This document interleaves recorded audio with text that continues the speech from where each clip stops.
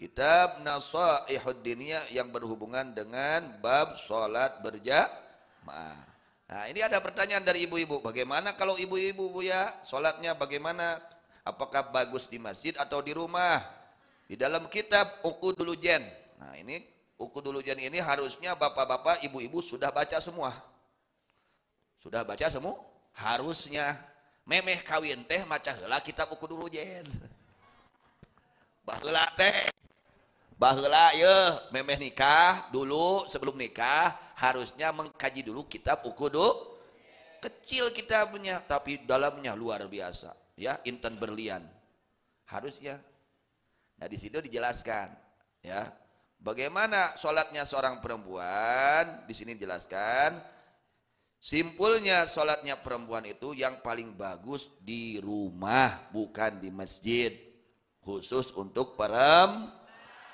Komo gadis deh, wah, tong ketua teh nggak masikin gadis mah, ya, komonya gadis nanti gelis deh, wah, gos ulah, mau gitu mah nini dah, ya, rada leheng nini mah, kade nini gitu ya, aki-aki deh, kudu hati-hati, likul lila sakitotin lakitotun, sakur anu murag pakai anu mulung gitu. Jadi kalau khusus untuk kaum wanita sangat baik sholatnya di rumah saja.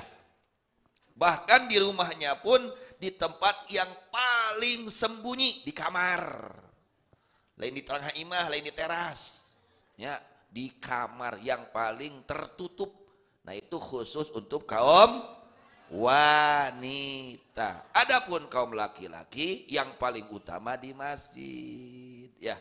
Kalau untuk laki-laki yang paling utama di masjid. Karena sadayana.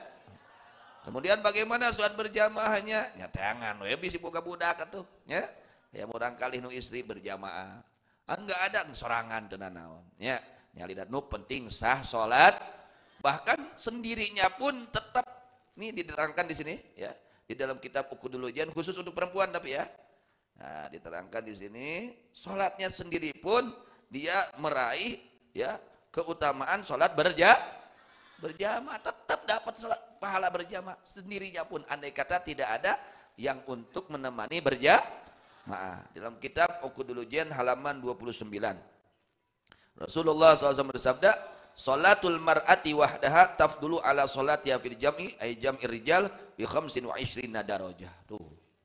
Jadi tetap sendiri, andai kata sendiri tetap dia, kalau memang tidak ada, ya, untuk menemani berjamaah tetap dia mendapatkan pahala lebih baik daripada, yaitu pahala apa? Berjamaah dengan kaum laki-laki 25 derajat. Jadi untuk kaum wanita paling baiknya sholatnya di rumah.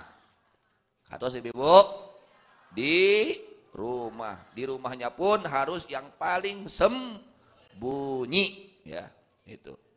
Kemudian Al-Imamul Haddad radhiyallahu anhu menjelaskan, jika telah nampak bagimu untuk duduk di rumah karena satu perkara yang kau pandang, ya, pada itu perkara lebih baik dan kemaslahatan untukmu di dalam agama dan dunia. Andai kata ada orang ke masjid, ternyata di masjid ini, itu masjid ini ketemu sama teman, akhirnya ngobrol, ngarel ngidul deh.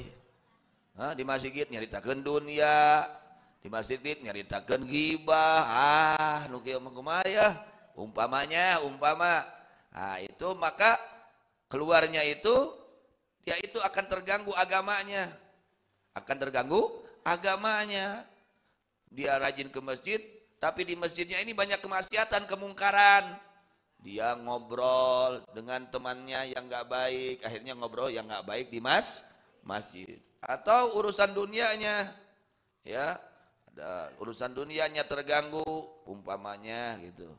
Maka fakhruj ilal masjid auqatas shalah. Maka keluarlah ke masjid itu pada waktu-waktu sholat saja. Lohor keluar ke masjid. Terus gitu kabumi deui. Gitu. Kalau memang seperti itu terjadinya, ya.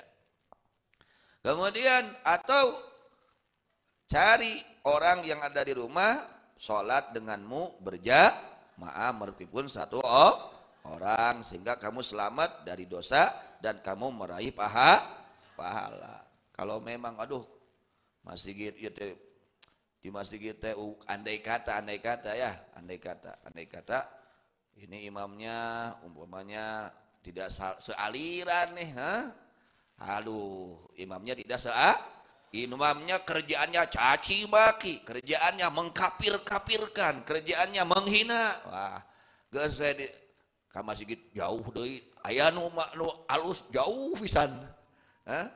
Geus di bumi neangan weh batur keur makmum gitu. Kalau memang itu alasannya, andai kata ya, itu. Lihat aja, melihat kepada diri kita bagaimana kemaslahatan dalam dunia atau dalam agama. Andai kata kita sembahyang di rumah karena memang maslahatnya di rumah, karena di masjidnya umpamanya seperti kejadian tadi, maka cari teman atau istri atau anak untuk berjamaah dengan kita. Harus jadi tetap jangan sendirian. Karena sesungguhnya keutamaan berjamaah hasil dengan imam dan makmum. Imam, makmum hasil berjamaah, meskipun makmumnya hanya seorang makmumnya tetap dapat pahala berjamaah ya.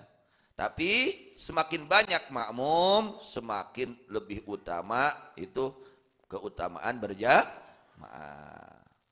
Dan sholat ini tambah bersih, tambah pahalanya jika kita sholat bermakmum kepada imam-imam yang baik, yang saleh. Maka dianjurkan kalau ada yang menjadi imam itu yang ngerti dulu, ngerti bab sholat ya, jangan sembarangan jadi imam deh, yo mah pedah kolot we hungkul, ulah da kudu make ngarti nya, ulah pedah kolot, wah mana mah budaknya oleh-olehona yo kolot yo jadi imam, ulah gitu deui lamun kolot, nah ngarti mangga. Kalau orang yang sudah tuanya memang ngerti bener bacaannya silakan jadi imam. Tapi kalau memang gak ngerti, kurang ngerti, ada anak muda tapi dia ngerti, bagus bacaannya, ngerti bab sholat, dia kedepankan. Jangan egois,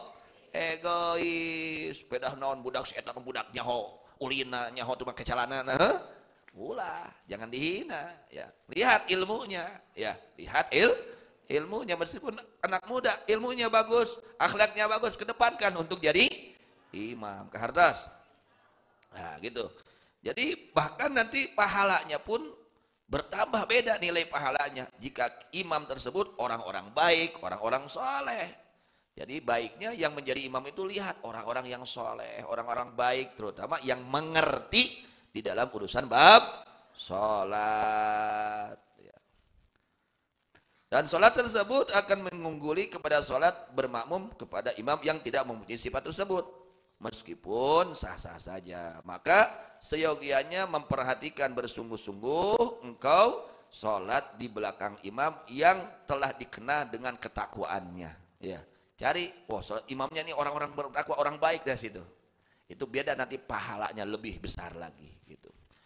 Kemudian, nah ini dari jihad keutamaan ya, jadi menceritakan bab bakat bukan sahnya, bab keutamaan. Adapun masalah sah dan tidaknya asal memenuhi syarat dan rukun, menjauhi yang membatalkan. Ayo jelma jadi imam preman jadi imam ya preman umpamanya ya, lihat benar gak bacaannya, memenuhi rukun syaratnya tidak ya, menjauhi yang membatalkannya tidak.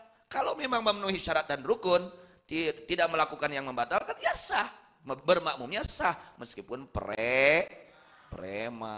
Harus hanya kalau ingin lebih besar pahala yang kita raih, usahakan yang menjadi imam itu orang-orang soleh, orang-orang yang dikenal dia ini orang baik, orang soleh. Itu beda nanti pahala di dalam sholat berjamaah. Harus itu sekilas di dalam masalah bab sholat berjamaah.